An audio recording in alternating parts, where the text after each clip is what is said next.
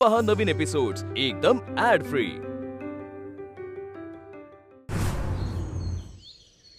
तुला जर असं वाटत असेल की तुझी ही थँक्यू बिंक्यूची थेर करून तुला आमच्या मनात घर करता येईल, आमच्या घरात घुसता येईल, तर तसलं काय बी होणार नाही. कारण तू जितकी जमिनीच्या वर आहेस तितकीच जमिनीच्या खाली आहेस हे चांगलंच ठाव आहे आम्हाला. तुला काय पाहिजे? पैसा? हा, किती पाहिजे? बोल, कळू दे आम्हाला तुझी किंमत काय आहे ती. मॅडम तुम्ही काय बोलताय हे? तुला आमचं बोलणं कळत नाही होय?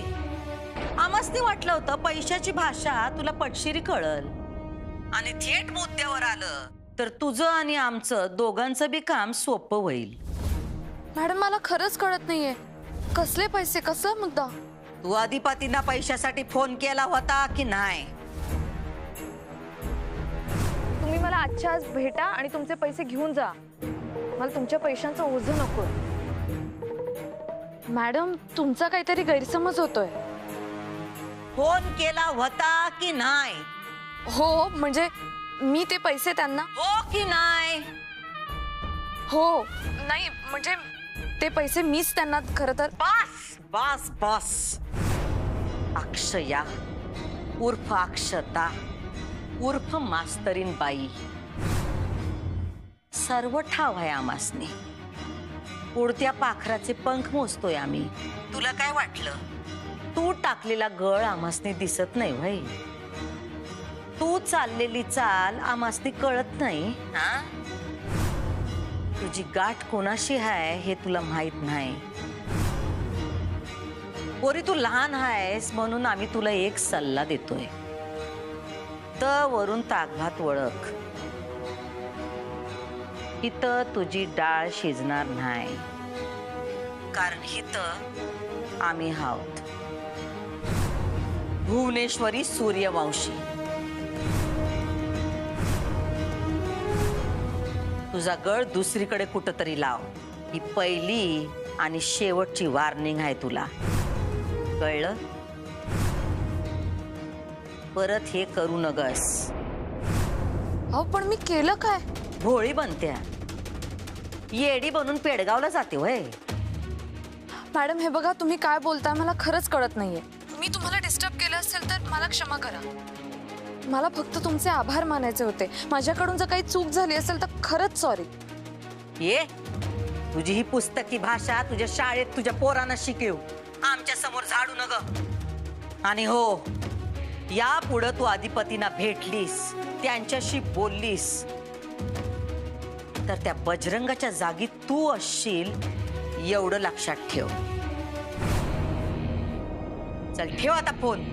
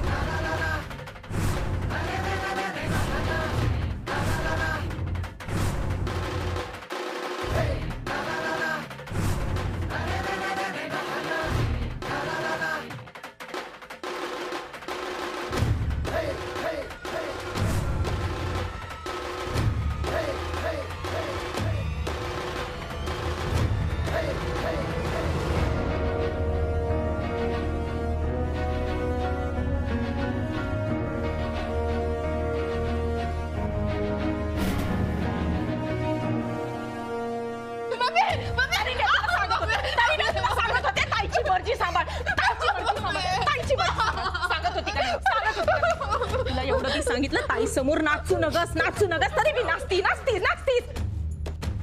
कशाला नाचलीस? का नाचलीस तू ताई समोर? अगं तुला अधिपतीचं मन जे काय इकडे बोलवलं होतं ना, इकडे कशाला बोलवलं होतं? मी बोला नुसतं घ्या कमी रवाया. अगं ती ताई तुझ्यावर एवढं प्रेम करती, तिनं तिच्या गळ्यातला हार बी दिला. पण नाही, तू करत बस थेर.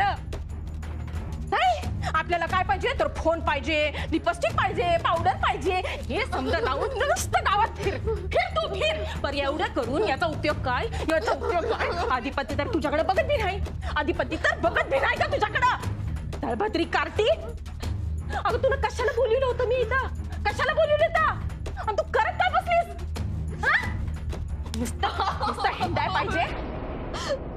शांत राहा, एकदम शांत, एकदम शांत.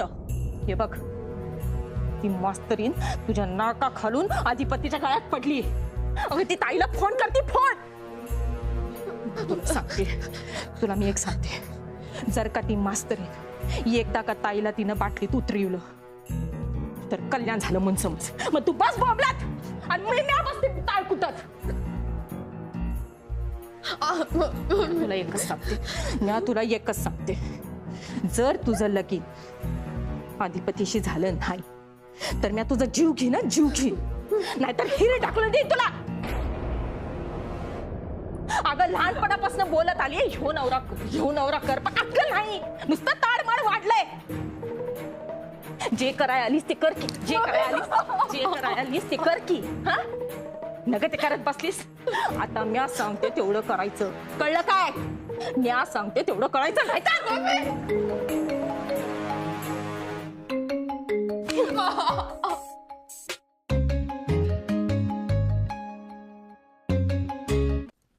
हॅलो, कोण बोलताय?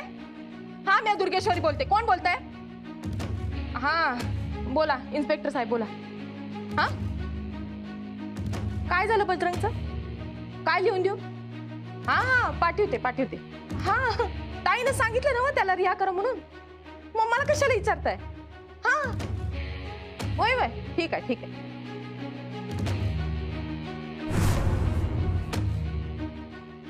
हॅलो इन्स्पेक्टर साहेब, हाय सा नव? हा ऐका की, ते बजरंगचा फोन नंबर आहे ना, तो पाठवून द्याल. मला कशाला, ताईला पाहिजेलाय म्हणून. वय हा पाठवाल. तुला कसं पाहिजे नंबर पाहिजे त्या गुंडाचा?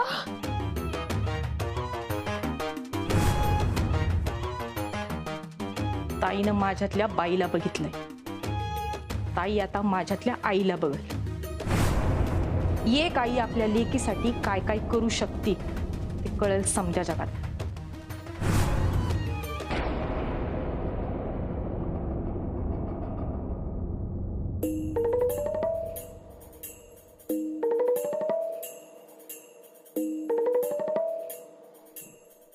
तुम्ही काय काय ऐकलं? म्हणजे आम्ही बोलत होतो ते. मी आत्ता आलो. म्हणजे तुम्ही काही ऐकलं नाही? नाही, कोणा सांग बोलत होता? दुर्गे घरातल्या घरात.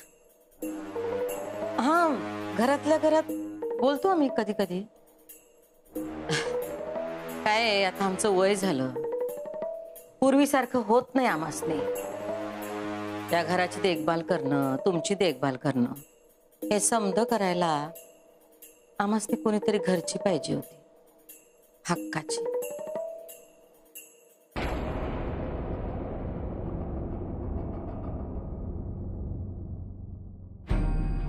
माझं चुकलं, मी ओरडलो तुमच्यावर. वरडण्याचं काय नाही हो. जिथं माया असत्या तिथं हक्क असतोय.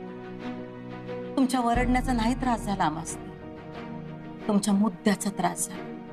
मुद्दा त्या मास्तरनीचा. मास्तरीन बाईंचा मुद्दाच नाहीये, तेच तर तुम्हाला कळणं झालंय. मग काय मुद्दा आहे?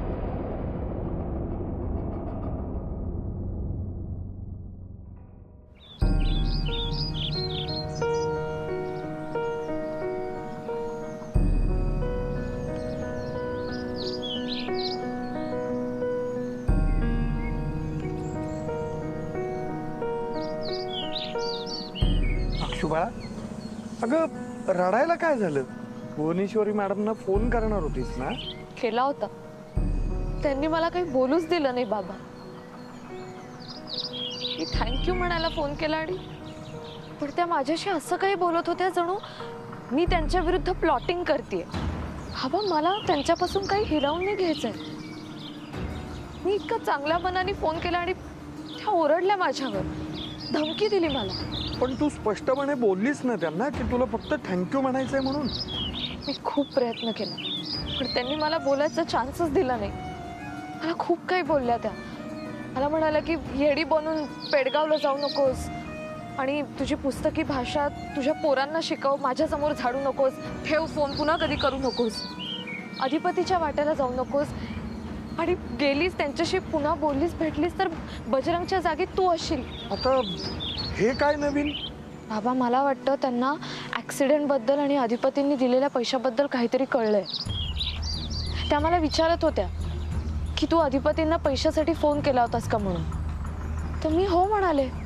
तेही त्यांना आवडलं नाही. मला म्हणाला माझ्यापेक्षा वयाने तू लहान आहेस म्हणून एक सल्ला देते तुला. वरून ताकभात ओळख. तुझी डाळ इथे शिजणार नाही. इथे मी आहे होऊ देणार नाही. म्हणजे ह्याचा काय अर्थ असेल बाबू? मितालीबद्दल असेल का? मला काही कळतच नव्हतं त्या काय बोलत होत्या. दरवेळी भुवनेश्वरी मॅडमच्या बाबतीत असं का होतं माझं?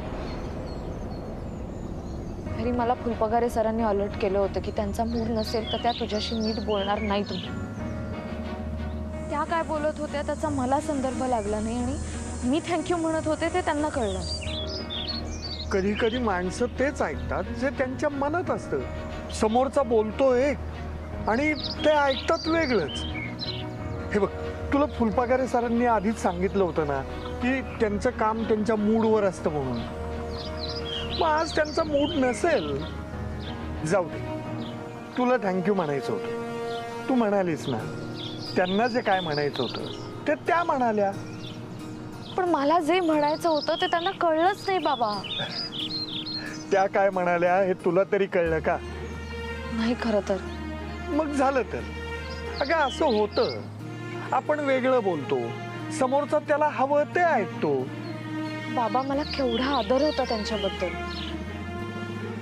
सगळी गडबड झाली. अक्षू, तुला सांगू का, तुला त्यांच्याबद्दल आदर वाटला म्हणजे तुमच्यात कनेक्शन निर्माण झालं असं अजिबात नाही. एकमेकांचं बोलणं समजायला बरीच वर्ष निघून जातात. शब्द तेच असतात पण अर्थ वेगळा निघतो. आणि अर्थ समजून घ्यायला मनं जुळावी लागतात, नाती निर्माण व्हावी लागतात. आणि नाती निर्माण व्हायला वेळ लागतो. ते अशी पटकन निर्माण होतच नाही.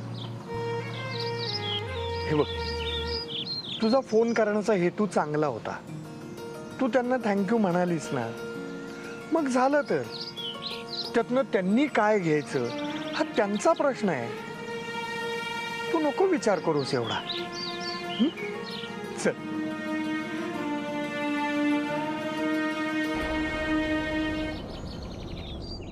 मुद्दा माझ्या मनाचा आहे. तुम्ही ना आईसाहेब माझ्या मनाचा विचार नाही करत. आता हेच ऐकायचं बाकी राहिलं होतं. बरं झालं तुम्ही हे बी बोललात ते. नाही तुम्ही वेगळा अर्थ घेऊ नका की प्लीज. हो आईसाहेब, मला तसं म्हणायचं नव्हतं. मला तुम्ही माफ करा. राहू द्या. सवय झाली आम्हाला समजायची. बघा, मी तुमचं सगळं म्हणणं ऐकून घेतलं पण मास्टरिंग बाईंचा आता काही विषयच नाहीये. मग कसला विषय आहे? अहो ते तुम्ही बोलला म्हणून मी उगाच आपलं. म्हणजे समधी चूक आमचीच आहे? नाही तसं नाहीये. आम्ही बाहेर जायचो तर तुम्ही बाहेर गेलात. तेव्हाच आम्ही बाहेर गेलो असतो तर बरं झालं असतं. तुम्ही सुखात राहिला असतात. पण अजूनही काही बिघडलेलं नाही. आम्ही जाऊ शकतोय. आई साहेब, अहो काय, मी फक्त एवढंच म्हणतोय की तुम्ही मला समजून घेणं झालायचो. म्हणजे आम्ही तुम्हासनी समजून घेत नाही. चुकलं आमचं. माझा मुद्दा आता आम्हासनी एवढंच सांगा, तुम्ही चंची बरोबर लग्नाला का नाही म्हणताय? तिच्या विरोधात तुमच्याकडे काय मुद्दे आहेत? आई साहेब, ती पोरगी ना चांगली असेल पण माझ्यासाठी नाही. तिच्या विरोधात असं काही नाही. पण माझी बायको अशी असावी असा काही विचार मी केव्हा केला नव्हता. बायको म्हणजे कशी पाहिजे आई साहेब? तिला काहीतरी डोसकं पाहिजे ना, शानपण पाहिजे, वागण्याची रीत. या चंचीला काय पोच नाही. ती नावासारखीच आहे, चंचल नुसती. वरवरच आहे हो सगळं. आत काय नाही. हे खोपडीत मेंदू खाली, मन रिकामं, काय उपयोग आहे असं सांग. थिर थिर थिर थिर थिर थिर नुसती. तिच्यावर संसार कसा? आणि अशी पोरगी तुम्ही कशी काय माझ्यासाठी शोधली मला तेच कळत नाही. काय तर ताळमेळ पाहिजे का नाही दोन माणसांमध्ये? मन जुळली पाहिजे सगळ्यात मेन. ते जे म्हणतात ना संसाराचं एक चाक एकीकडं, दुसरं चाक दुसरी, मग तो संसाराचा गाडा कुठं कसा झालाय तो सांगा. तो माणूस आवडला पाहिजे, त्या संग बोलता आलं पाहिजे. मेन मन जुळली पाहिजेत. काय तर सुख दुःख शेअरिंग काय म्हणतात ते तसं व्हायला पाहिजे का नाही? असं काही नसतंय हो. त्या फक्त बोलण्याच्या गोष्टी असतात. आता आमच्या लग्नात आमासनी हे संध काही मिळालं नाही. झाला ना व आमचा संसार. तुमचा झाला तसा आमचा संसार व्हायला पाहिजे का मग?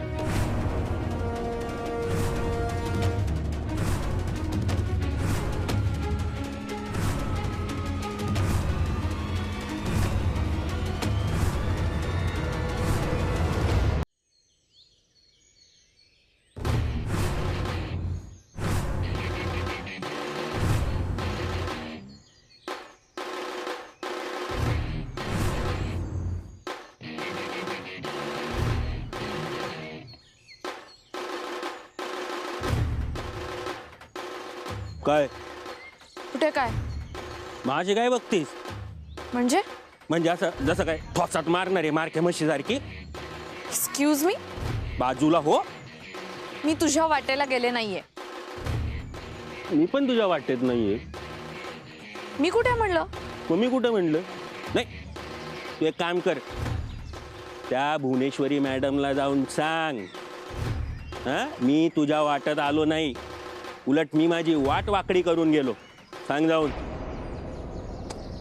सरनाबाई, बिल्डर यायची वेळ झाली. हा जाऊ दे मला, नाही तर बोलशील बजरंगने मला त्रास दिला. जाऊ दे, वाकडी वाट.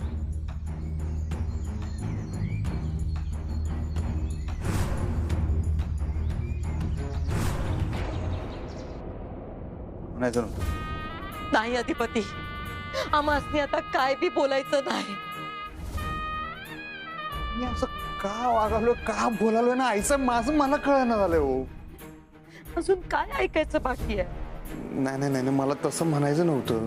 तुम्ही काय ते ठरवा. हो तर हो, नाही तर नाही. पण असं सारखं सारखं आम्हासनी टोचून तुम्हाला काय मिळतं हो? हा? आम्हाला माहित आहे आम्ही कम नशिबी आहोत. तुमच्या वडिलांनी आम्हासनी घरच्या लक्ष्मीचा दर्जा कधीच दिला नाही, बायकोचं स्थान दिलं नाही. पण आई म्हणून आम्ही कुठं कमी पडलो? हा? तुमच्या वडिलांच्या मते आम्ही बायको म्हणून चुकीचे असू, पण आई म्हणून तुम्ही आम्हासनी डागण्या नका देऊ अधिपती. नाही हो. तुमच्याकडे ही अपेक्षा नाही अधिपती. कधी कधी आम्हासनी तुमच्यामध्ये तुमच्या वडिलांचा भास होतो. त्यांच्यासारखंच बोलताय तुम्ही, जिवारी लागल असं. हो आईसाहेब, काय तर बोल नका. माझी आणि त्यांची तुलना कुठं करता तुम्ही? मला नाही आवडत ते, आणि मी नाही त्यांच्यासारखं. तुम्हाला माहित आहे हे काय? पण त्यांचं रक्त आहे तुमच्यात. रक्त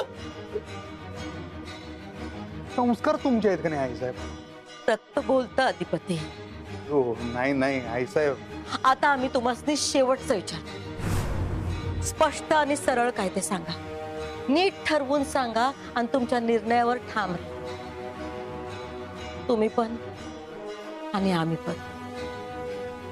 धर्म संकटात टाकलायचं बघा आईसाहेब. तुमच्या जीवावर बेतणारं प्रेम आम्हासनी या घरात नको. असं नाही आहे. आम्ही अडाणी आहोत, 7वी शिकलोय म्हणून आम्हासनी माणसांची पारख नाही असं जर तुम्हासनी वाटत असेल तर तुमच्या मर्जीची बायको आणा या घरात. फक्त आम्हासनी अडवू नका. तुमचा संसार सुखाचा व्हावा, तुम्हाला लेकरं बाळ व्हावी, या घराचं गोकुळ व्हावं, हे घर आनंदी राहावं, तुमच्या वडिलांचा चढलेला पारा उतरावा, हे घर आनंदी राहावं, हाच आमचा प्रयत्न आहे. पण आधी तुमच्या वडिलांनी तो हाणून पाडला आणि आता तुम्ही बी तेच कराल. आम्ही तुमसनी अडवणार नाही, कधीच अडवलं नाही. तुमचं सुख जर तुमसनी ठाव असेल तर आम्ही तुमच्या सुखाच्या आड येणार नाही. पण जे आमच्या मनाला पटत नाही ते आम्ही होऊ देणार नाही. हात जोडतो तुमच्या पुढं. जाऊ द्या मला, जाऊ द्या. हो आईसाहेब. नाही, तुम्ही मास्तरीला आणा लग्न करून या घरा. या घरची शाळा करा, शाळेचा संसार करा. आम्ही कोण तुम्हाला अडवणार आहे? हा, आम्हासनी काय हक्क आहे? आमची पायरी तुमच्या वडिलांनी आम्हासनी कधीच दाखवून दिली. माफ करा अधिपती, तुमच्या आयुष्याचा निर्णय घ्यायला निघालो होतो आम्ही. वेडी माया, पण आता आम्ही तुम्हासनी नाही अडवणार. तुमच्या मनात ती आहे आणि आमासनी ती नको आहे. आता आम्ही तुम्हासनी विचारणार पण नाही तुमचा कल कुठं आहे. कळलंय आमासनी. तुमचं सुख जर तिच्यात असेल तर व्हा तुम्ही सुखी. तुमच्या सुखातच आमचं सुख आहे. आम्ही तुम्हासनी अडवणार नाही. फक्त आम्ही जातो इथून. आम्हासनी अडवू नका. कारण आम्ही इथून गेलो तर कुणाचं काय बी अडणार नाही. समजा तसंच चालू राहील. हो आईसाहेब असं करू नका हो. तुम्ही इथनं गेला तर समजा तसं नाही राहणार. आम्ही मेलो तर काय कराल? हो काहीतरी का बोलता तुम्ही? अहो आलेला माणूस कधीतरी जाणारच नव. अधिपती देव करून आमचं समद आयुष्य तुम्हासनी लाभो. आमचं आयुष्य आम्ही जगलो तसं तुमच्या वाट्याला यायला नको. आमच्या नशिबात आमच्या नवऱ्याचं संसाराचं सुख नव्हतं. पण तुम्हासनी आमची गरज होती म्हणून आम्ही तवा इथे थांबलो. पण आता तुम्ही मोठं झालात. तुमचे निर्णय तुम्ही घेऊ शकताय. तुम्हासनी आमची गरज नाही आता. आम्हासनी तुमच्यावर आमचं मत आमचा निर्णय लादायचा नाही. पण तुमच्या निर्णयाचा भाग आम्ही होऊ शकत नाही. कधीच नाही.